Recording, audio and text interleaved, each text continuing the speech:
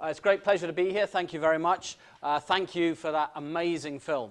I've already tweeted about it and saying I must get there, and a sort of hint. The other thing, if anyone from Romania here, undoubtedly with a country like that, we'd be delighted to welcome you into the Commonwealth at some point in time. See me afterwards and we'll fix it. Broadly speaking, what I thought I would try and share with you today is outlined there, a little bit of context of where I come from, because that will give you the perspectives. You'll be able to listen and understand why I'm saying what I'm saying. Very briefly say something about values of the Commonwealth, then talk a little bit more about the challenges of cultural diplomacy in what I'm calling an interconnected post-colonial world. I'm not quite sure how many of you here are from the Commonwealth. We could talk about that. And then, towards the end, talking about 6 ways forward. Despite being an academic, I'm a very practical person and believe in getting things done. So maybe that will promote a discussion. For those of you who may not be from the Commonwealth, just a map there. I'm a geographer, so I have to show a map. But I could talk for hours about that, but 2 or 3 key points that come out of it. One is Commonwealth covers all continents. 2, Commonwealth has an awful lot of small island states which present particular challenges. And 3, doesn't quite show from that, but there are 54 countries, 2.1 billion people. So working in that context means that I have just a little bit of experience in cultural diplomacy issues. Very briefly, where I come from, thank you for the introduction, says far too much. You should judge me not on the CV, but on the performance. Commonwealth Scholarship Commission was established in '59 as a series of bilateral relationships between governments, all Commonwealth countries. In that time, 30,000 may seem a lot, but one of the things I want to say is that it's actually not very much. But some 23,000 scholars. There aren't any Commonwealth scholars here, or fellows here, are there, today? Failure. Anyway, won't go on to that. You are. Brilliant. Brilliant. Yeah, that's okay. We won't hold that against you. And so the rationale has basically been the 4 points there. I'm not going to go into the detail because you can read them more quickly than I can talk about them, and we won't. But essentially, it's about building shared understandings, providing capacity development, not a term I particularly like, for people across the Commonwealth, actually to deliver real development impacts on the ground in their countries. But I would argue also there's a fundamentally important cultural diplomacy element that tends to be forgotten. I'm chair of one Commonwealth body. For those of you who know about non-departmental public bodies or arm's-length bodies in the UK, you'll know about some of the challenges in that role. But it was very interesting being chair of one body and chief executive or secretary general of another.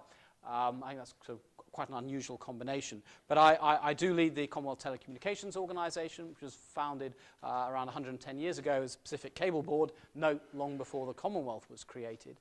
We're essentially the membership body of all governments, operators, private sector, civil society, who use ICTs for development. And that applies just as much to the rich countries, or the richer countries, as to the poorer ones. We have 3 core operational divisions in capacity development, research consultancy, events, and we focus on 6 key priority areas. As you said, I'm particularly leading on the work with people with disabilities and on skills development and entrepreneurship. So that's kind of the context I'm coming from. I want now just to sort of lead that into how many Commonwealth values are there? I don't know if it was said earlier in the morning.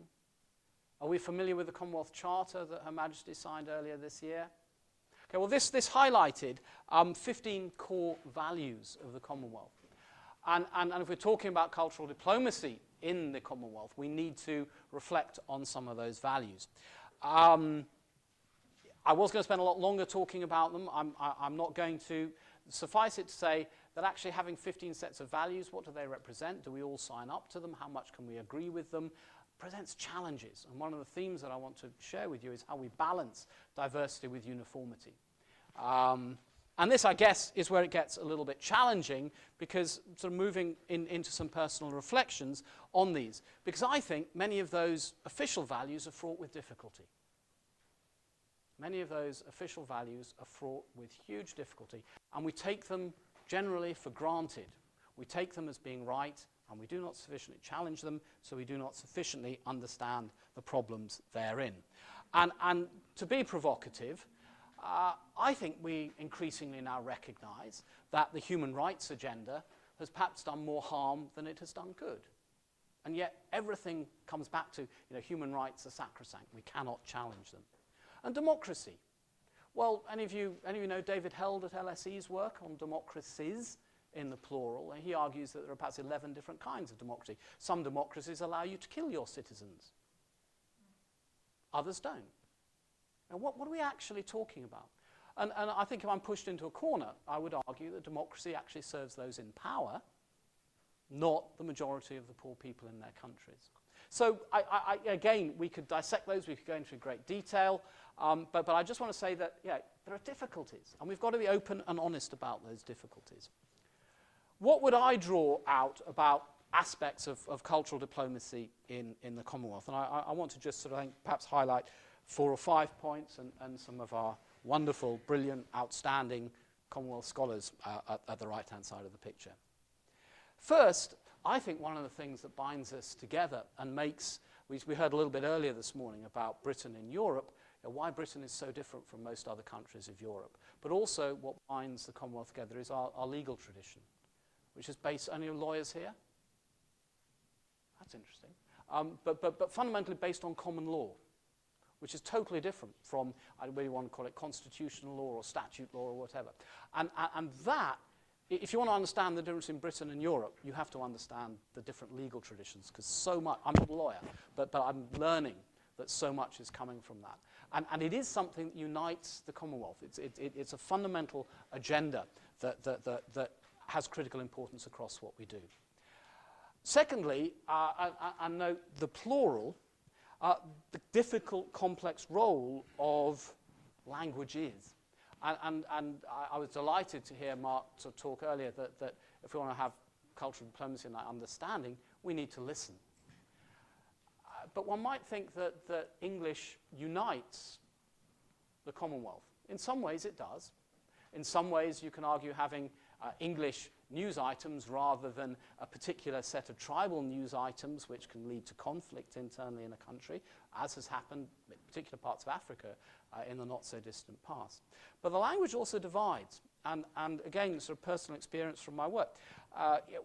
There are some brilliant trainers that we use for capacity development based in India. We can understand them, native English speakers, very well, but our African brothers and sisters actually find the Indian accent difficult. So this difficulty in language is not something that's straightforward. And actually, that can lead to huge harm in cultural understanding. Because my office, there are 14 different, or people from 14 different Commonwealth countries. And actually the way in which they construct sentences, the way in which they talk, leads to massive difficulty of understanding. And that's an issue we really have to grapple with and not just take for granted. Thirdly, I think most countries across the Commonwealth... Sorry, am I moving around too much for you? No, it's okay, we can sort of... We've got to have a bit of liveliness here, your tummies are rumbling. But anyway, emphasis on the value of education. Education is seen as being critically important across most Commonwealth countries. I want to come back to that. But I want to emphasize a nuance. Far too much education across the world today is driven about economic agendas. And look at the new national curriculum coming into the UK. That's not actually what education is or, well, should be about. It's these cultural, social, political agendas that are important. And I think many Commonwealth countries actually do grasp that. I've touched on it before, so I won't say much more, but immense diversity. And again, you can see a theme coming through. I want to talk about diversity and uniformity. But perhaps if there's one takeaway that I'd like you to have from this short talk, it is that the Commonwealth, let's go back to its origins, which are about common wealth, the common weal, which is something fundamentally different from the individual arrogance and drive that dominates so much of our society. And I heard in some of the conversations over coffee a difference between the US and Europe and all those agendas. But again, the common weal is not just about wealth creation. And I think a sort of third big reflection about the Commonwealth, and it's partly because of this challenge of diversity and uniformity, I think there is immense potential in the Commonwealth, but as I'm going to go on and say, it's hugely undervalued.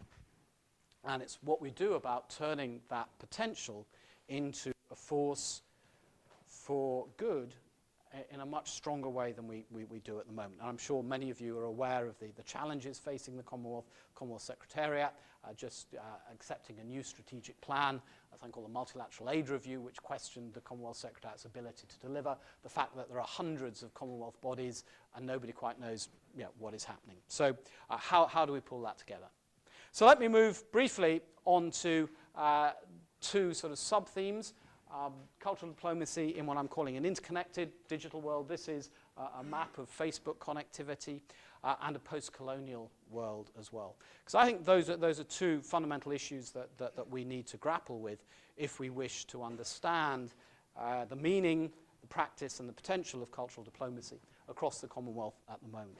And I put a slightly different view up. This is the take from ITU figures. This is 2009, but it's percentage of people online, the black being the most, and the submarine cables. We are an increasingly interconnected world.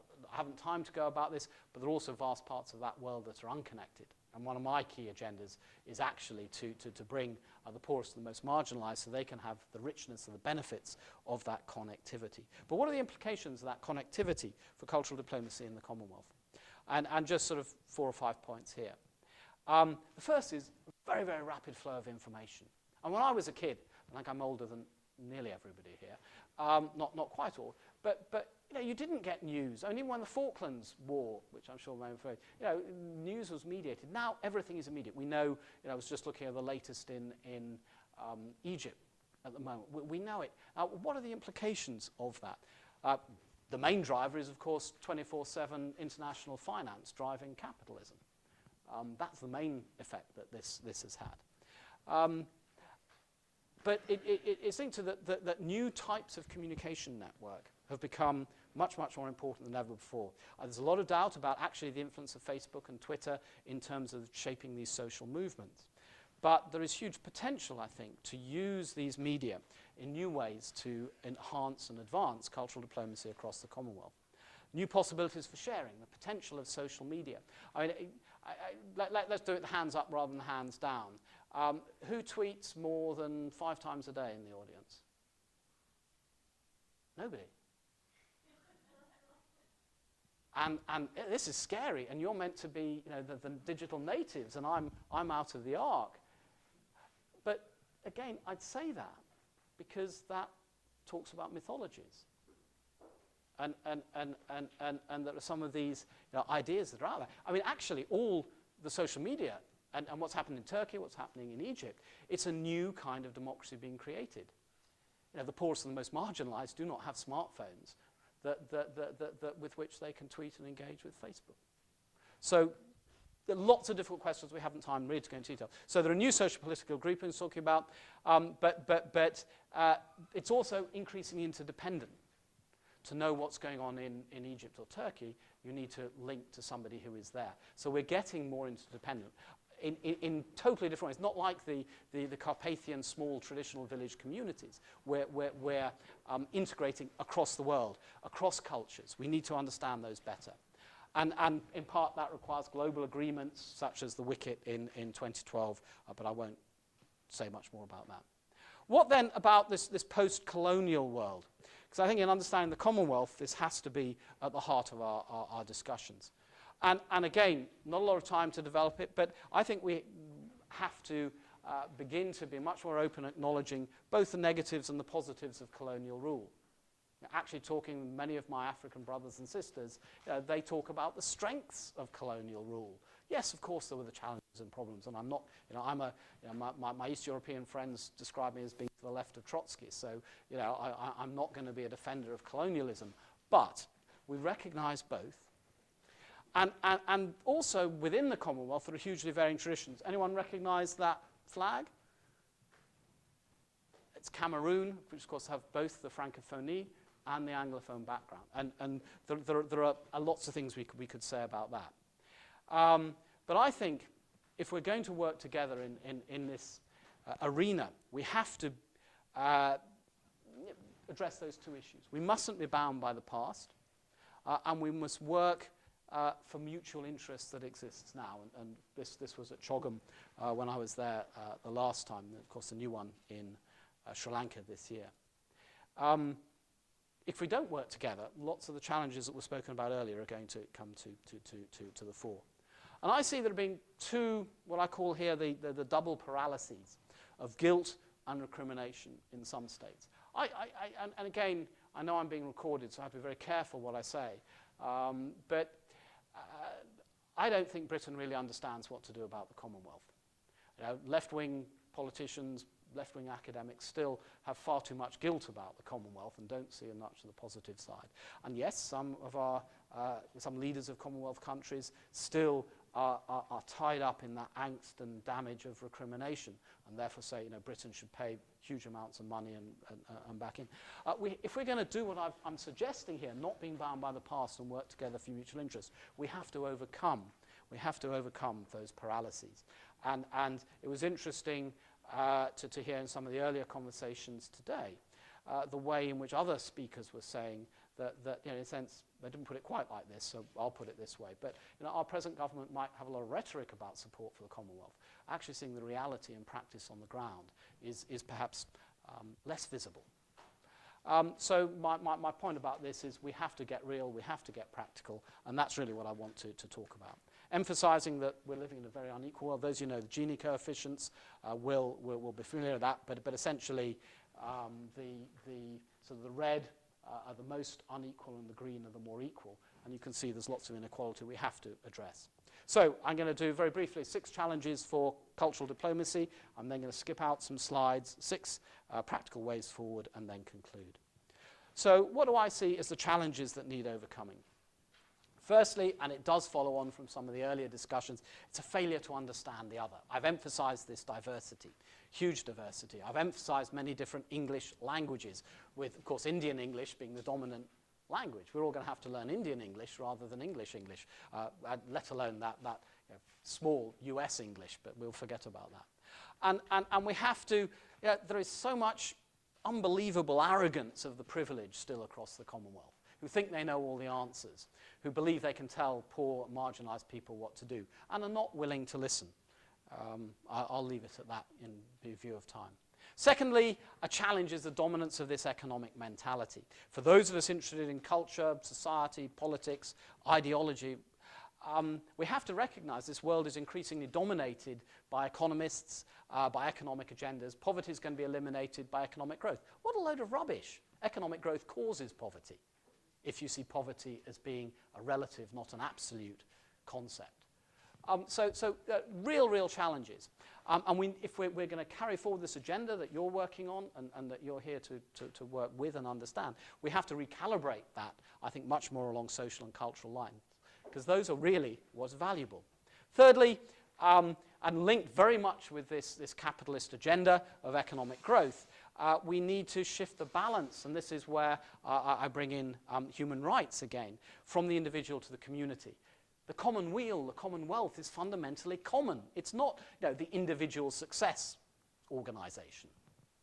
And so to do that, we've got to reassert communal interests, which, in my experience in Africa, for example, and you know, things like Ubuntu and others are very powerful and important.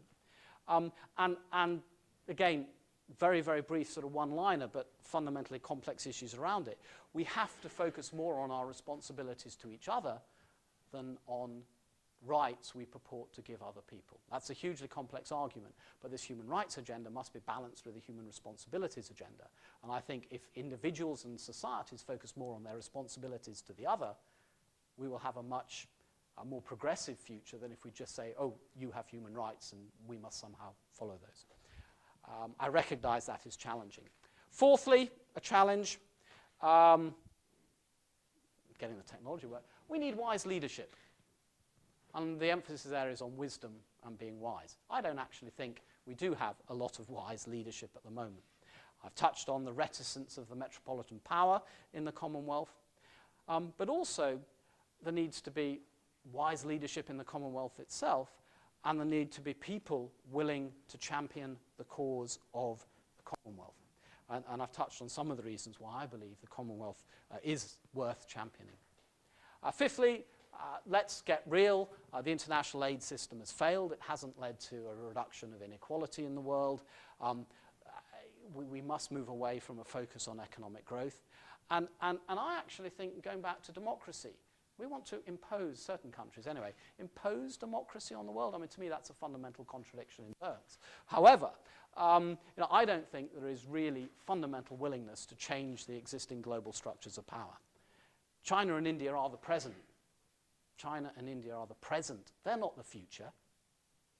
Well, who on earth are we to think we can tell China and India what to do? India is the driving force of the Commonwealth, for example.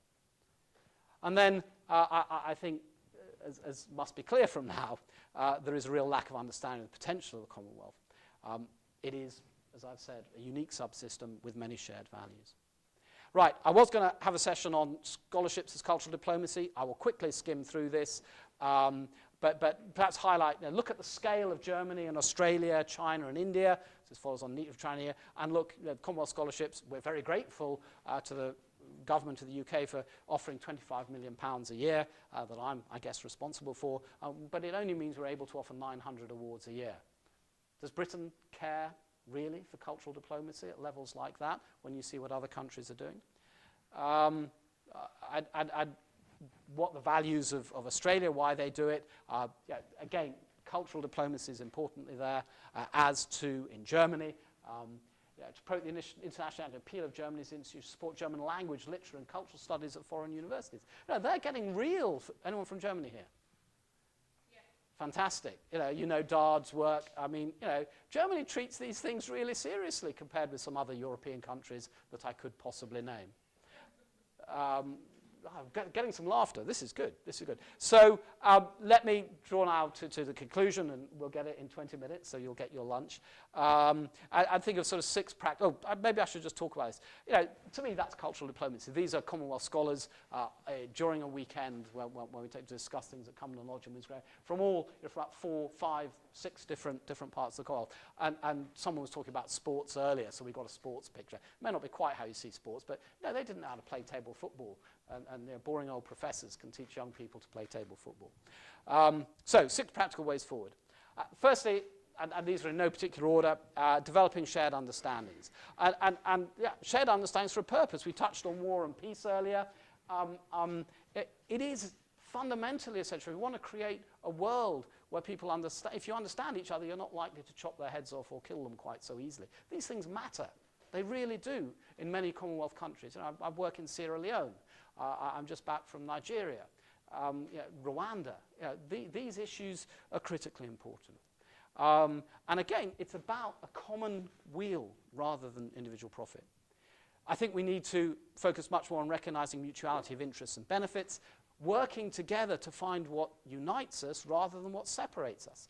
And across the Commonwealth, this tension between Islam and Christianity.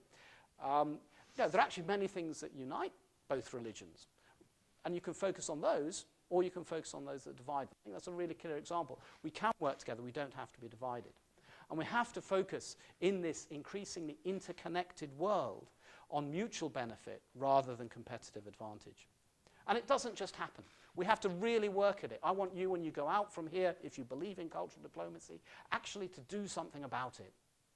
It's all very well talking about it. It's all very well saying, yes, isn't that nice? But if we don't get off our butts and do something, not much is actually going to happen. Fourthly, it isn't cheap. The amount Dard is spending on scholarships, the amount the Australian government is spending on, so it costs a huge amount of money. But it is worth it. It is worth it. And it's long term, it's not short term. And in a world where short term economic agendas tend to dominate, these long term benefits tend to be forgotten. And we have to champion them. One way of doing so in an increasingly economic, is we have to quantify them. And that is very, very difficult to do. So I don't know how much work you guys are doing in quantifying the benefits in economic terms of cultural diplomacy, but much more work, I think, needs to be done on that. And of course, I would argue that digital technologies are important, the ways that we can support new social networks, the ways in which we can reconfigure these relationships. And also the way in which we can use digital technologies to craft the world in which we want to live. The biggest use, it's still for pornography. Part of the CTO's work is on child online protection. We work closely with the ITU, with Internet Watch Foundation and others, where we're working in 6 African countries to help them put in place child online protection programs.